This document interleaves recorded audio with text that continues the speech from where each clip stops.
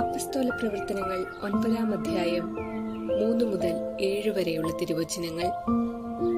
അവൻ യാത്ര ചെയ്ത് ദമാസ്കസിനെ സമീപിച്ചപ്പോൾ പെട്ടെന്ന് ആകാശത്തിൽ നിന്ന് ഒരു മിന്നലൊളി അവന്റെ മേൽ പതിച്ചു. അവൻ നിലം പതിച്ചു.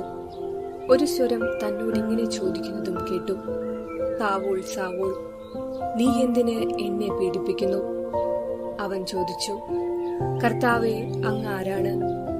അപ്പോൾ ഇങ്ങനെ മറുപടിയുണ്ടായി, നീ പീഡിപ്പിക്കുന്ന യേശുവാണ് ഞാൻ. എഴുന്നേറ്റ് നഗരത്തിലേക്ക് പോകുക. നീ എന്താണ് ചെയ്യേണ്ടതെന്ന് അവിടെ വെച്ച് നിന്നെ അറിയിക്കും. ഓർമ്മിക്കുക, നമ്മൾ മിശിഹായുടെ ശരീരവും ഓരോരുത്തരും അതിലെ അവയവങ്ങളുമാണ്. മിശിഹായും സഭയും തമ്മിലുള്ള ബന്ധം എത്ര ഗാഢമാണെന്ന് പൗലോസ് ശ്ലീഹായുടെ ഈ പ്രബോധനത്തിൽ നിന്നും വ്യക്തമാണ്. സാവൂളായിരുന്ന പൗലോസ് സഭാപീഡകനായിരുന്ന കാലത്താണല്ലോ മിശിഹ അവനെ വിളിച്ചു സ്വന്തമാക്കിയത്.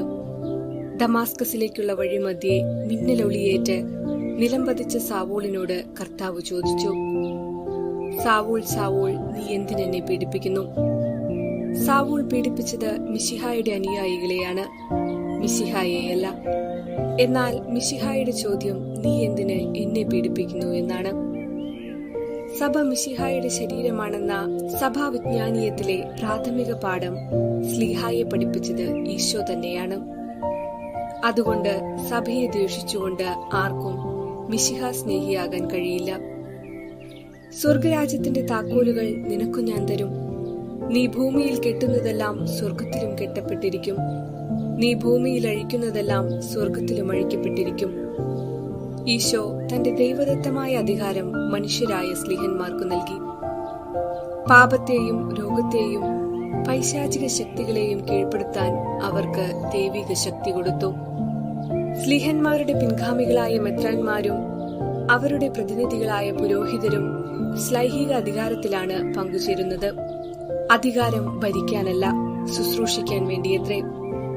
സഭയുടെ അദൃശ്യമായ ദൈവിക തലം കുറവുകൾക്ക് അതീതമായി നിലനിൽക്കുമ്പോഴും ദൃശ്യമായ മാനുഷിക തലം ഇടർച്ചകൾക്ക് അധീനപ്പെടുന്നു.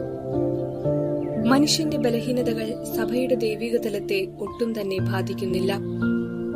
സഭാമക്കളുടെ കുറവുകളെ സഹിഷ്ണുതയോടും ക്ഷമയോടും കൂടെ കാണുവാനും സഹജബോധത്തോടെ അവർക്ക് വേണ്ടി പ്രാർത്ഥിക്കുവാനും നമുക്ക് കഴിയണം.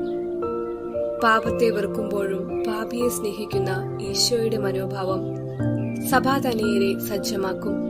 നമുക്കും ഈശോയുടെ ഈ ഒരു മനോഭാവത്തിന്റെ പൊരുൾ മനസ്സിലാക്കി ആഴപ്പെട്ട വിശ്വാസം ഉൾക്കൊണ്ട് ജീവിക്കുവാൻ വേണ്ട കൃപ എല്ലാവർക്കും ലഭിക്കുമാറാകട്ടെ എന്ന് പ്രാർത്ഥിക്കാം.